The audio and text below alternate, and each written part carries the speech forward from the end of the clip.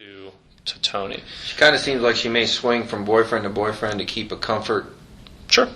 absolutely. Is that how you look back at her past? Absolutely, that's okay. very accurate. But also to make sure that we're clear on is Casey, unbeknownst to Jesse and my parents, Casey and Jesse still maintain a semi-regular relationship and always have over the past few years. This includes, from what I've been able to find out, at least into May when she started to see Tony.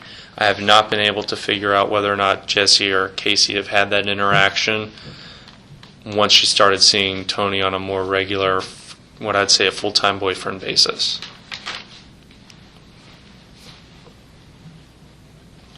Do you think that Jesse Grund, if this worst case scenario, being that he was in law enforcement, maybe ran this scenario past him already, that, hey, I need help, this abduction has occurred? Do you think that maybe he was brought into that, what do I do, long before he sat down with law enforcement? Would she confide in him is my question. I do think that's somebody that she could confide in. She has said and conveyed to us that we're not to trust him. Why is that? Not to trust Jesse? She doesn't feel comfortable enough through video visitation to convey that to us. Oh, okay. So since the time of... Exactly. Okay. So, but she's always maintained to my mother and father that Jesse's the one pursuing her, and she's trying to get him out of her life, while Jesse maintains that same thing to his parents. When the truth be told, even through phone records, you can see they equally reach out and facilitate the relationship between themselves. No one person is chasing the other more than the other. So. Okay. And you speak to Jesse daily? Yes, I do. As a matter of fact, he's called you several times while we were talking. Yes, he has. Okay. Before he went into work, yes. And I would just, out of respect for what we're trying to do here, just kind of limit what we've talked about with him. Absolutely. Because if we need to do a reapproach in the future, I'd rather not him I completely have understand. one up on me. I completely understand. Okay. Number 2 was the Jesse Daly conversation. Number 3. All right, the phone calls and the text messages I want to discuss. You went ahead and ordered the phone calls from AT&T yourself and the text. Mm-hmm. The fact that they're text, you don't have text content, correct? No, I don't have text content. Okay, you also provided a handwritten sheet where you've kind of written down a bunch of numbers that you've written names next to for me. I'm going to have you sign that as well if you don't mind. Sure. Things that you brought and provided.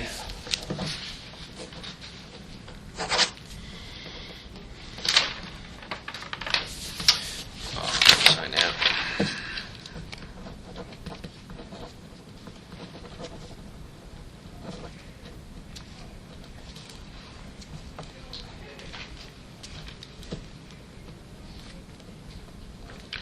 All right, first one, this Ricardo Morales. We all know who that is. That's one of the 3. Mm-hmm. Jesse Grund, 2 of the 3. Tony, 3 of the 3. So you've ID'd them. We slide down here because one of the big things leading us to who may have introduced the nanny to your sister was a Jeffrey Hopkins, but it's not this Jeffrey Hopkins. No, that is not. And we'll get to a different. Can you go check with him and see if he had this saved and if we need to move, please? Thanks, brother. When it's a captain, you normally jump. I'll get to another.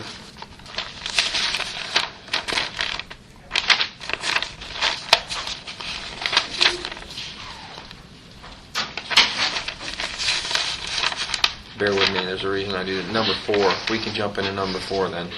We'll marry number 4 and number 3 together. An individual, female by the name of Heather, unknown last, but you can find that for me. Yes. Contacted you from 3 and provided you a great deal of information regarding her prior work history with your sister. Mm-hmm.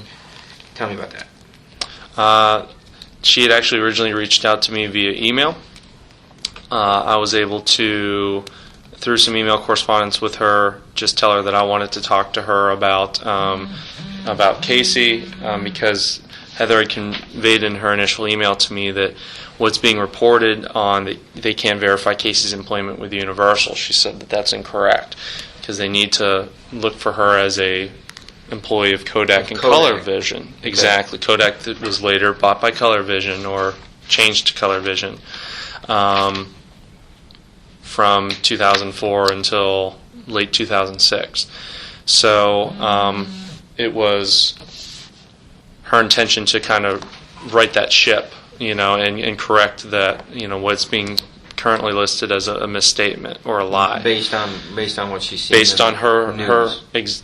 Exactly. Based on what she's seen or read in the news, she wanted to say that's inaccurate. So she just wanted to convey that to me. I tried to establish a time where I could go visit her at her occupation, which is a Blockbuster at Dr. Phillips. However, due to my schedule, we decided just to do it over the phone, pretty much the next day. And at that time, I was able to just kind of ask her questions, so you worked with Casey, tell me about it. And then she offered up all the information on that she started with the company in May of 2004. My sister was already an employee at that time. Again, this is Kodak. That Kodak switched over to ColorVision at the end of the year of 2005. It was at that time that my sister switched over to an HR role instead of working in the actual outside of a ride or something like that, where they take your picture. She worked in an HR role with ColorVision. And this is from Heather? This is all from Heather, yes. Okay. I then asked her, said that there are some people that Casey said that she's met through that job, that she was friends with, that, that she's met, her nanny through and things like that. Can you tell me? She said, well, I know that she had met somebody named Jeff, who had and then at that time I offered up the last name Hopkins, and she said yes. And she said that... but she later backed off on that, said it yes, she did. Hopkins. Yes, she did. Okay. 2 days later, she emailed me and said, hey, as regards to Jeff, I really don't think that's his real last name. Okay. But she said that, yes, there was a Jeff, and she offered up all the information which had already been conveyed to me by my sister and by other folks, that that this Jeff Hopkins was an IT guy for Kodak. She was the one that provided, and that also he had a 3-year-old son named Zachary, and that this nanny that Jeff introduced my sister to for Caylee, that this was the nanny of Zachary, who was Jeff's son. So that's kind of how that relationship would have been, spawned there. And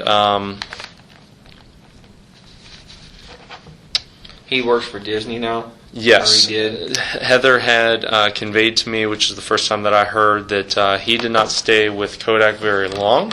That he switched to one of the Disney water parks. She conveyed it in a way where it sounded like that happened prior to that ColorVision deal, sometime towards the end of 2005. But I didn't ask her for specifics. But he lives in Jacksonville now. Yes, that's what's been conveyed to me, at least from my sister, that and also through my mother, that he currently resides in Jacksonville, and she has maintained that is somebody that had knowledge of not only of this Zenaida person, but also that Caylee was indeed missing.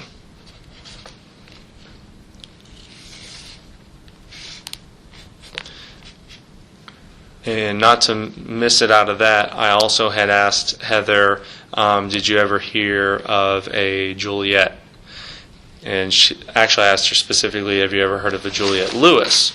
She goes, I don't know a Juliet Lewis. She said, but I do know that Casey was close friends with a girl named Juliet while she was working there, again, during the same time period. And that they hung out a lot was what she classified it as. But she said, I couldn't tell you the last name, but she does know that there was a